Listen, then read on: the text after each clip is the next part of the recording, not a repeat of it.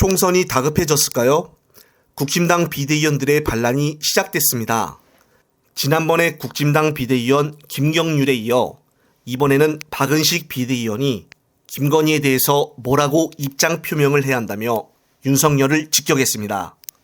언론 보도에 따르면 박은식은 어떤 형태로든 이 부분에 대해서 직접적인 표명이 있어야 한다며 총선 전까지 윤석열의 입장이 나와야 한다고 공개적으로 입장 표명을 했습니다. 같은 편인 비대위에서 한두 명씩 김건희에 대해 불만을 터뜨리니 시간이 지날수록 이 문제는 더욱더 커질 것입니다. 하지만 며칠 전 윤석열은 용산으로 쌍특검이 넘어오자마자 기다렸다는 듯이 바로 거부권을 행사해버렸습니다. 국민들을 사람 취급도 안 한 초유의 사태가 일어난 것인데요. 이번에 국힘당 비대위원들 중에서도 이번 총선에 직접 출마하는 사람들이 있기 때문에 각각 현장에서 지금 김건희에 대한 쌍특검과 디올백에 대한 민심이 어떠한지를 본인들이 직접 느낄 것입니다. 그리고 그것은 곧 얼마 남지 않은 총선에서 결과로 입증이 될 것으로 보여집니다. 한편 서울의 소리에서는 지난 2일 김진성이 범행 현장으로 가기 위해 탔던 택시 운전사 A씨를 직접 만나 범인이 출발 전에 범행 장소인 가덕도 대한전망대 주소가 담긴 휴대전화 문자 메시지를 보여줬다는 것을 확인했습니다.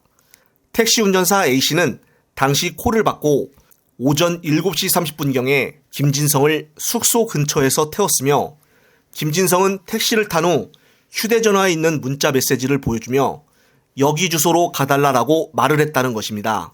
이때 김진성이 보여준 주소와 관련하여 다른 사람에게 받은 문자를 보여준 것이냐라고 묻자 A씨는 그렇다라고 답을 했다는 것입니다. 이후 A씨는 김진성이 보여준 문자 메시지를 보고 당시 차량 내비게이션에 입력했던 대항동 산 1-4 주소 내역을 직접 보여주었습니다.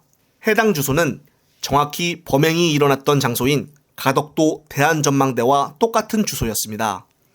추가로 A씨는 가덕도는 태워서 올 사람이 없어 여기는 2만 원은 받아야 한다라고 말하자 그렇게 하겠다라고도 했답니다. 그러나 A씨는 경찰과의 조사 과정에서는 간략하게 10분에서 15분가량만 받고 블랙박스 확인은 물론 디테일한 질문 등은 묻지 않았다고 합니다. 정말 이것으로만 봐도 경찰이 얼마나 이 사건을 대충 수사를 했다는 것을 직감할 수가 있겠는데요. 앞서 현장에 폴리스 라인을 설치하지 않고 바로 물 청소한 것도 그렇고 와이셔츠도 초기 수사 때 확보하지 못했다는 점 등 어떻게 제1야당 대표가 이런 사고를 당했는데도 불구하고 이렇게 대충 수사를 할 수가 있을까요? 앞서 그간의 행적을 기록해보면 사건이 벌어지고 범행 현장에 핏자국을 지우며 증거를 인멸한 점, 경찰이 증거로 확보도 안 하고 셔츠가 폐기되려다 민주당 정무부실장이 발견하여 경찰에게 확보하도록 한 점, 용의자 김진성을 태워준 택시기사에게서 문자 메시지를 보고 주소를 알려준 경위와 다른 가방을 메고 있는 모습을 경찰에 진술을 했으나 간단히 조사를 끝낸 점, 김진성의 공범 여부를 알 수 있는 변명문과 당적, 그리고 신상을 모두 비공개한 점, 정말 이런 의혹들이 너무도 많은 상태입니다. 만약 국힘당 대표가 이렇게 사고가 났다면 이런 식으로 수사를 했을까요?